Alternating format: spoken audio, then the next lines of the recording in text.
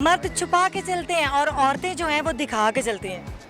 अक्सर आप देख रहे हैं यहाँ पे वो सब चीज़ें चल रही हैं, लेकिन आपके नजरें नजरें नजरें नज़र, मर्द की नज़र तो बहुत तेज़ होती है, वो तो फौरन हर किसी को देख रहा होता है। माजरत मैं फिर यानी कि तुसी हार मान ली है, कराची वालों ने हार मान ली है। गलत बात कर दी आपने।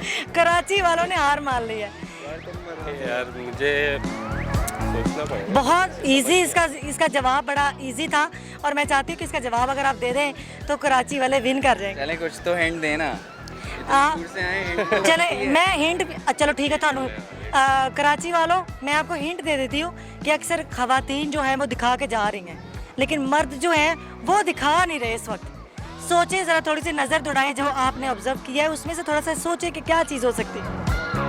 सोचना ही पड़ेगा काफी देर। अगर आप सोचते रहें तो फिर आप सवाल कैसे जाएंगे।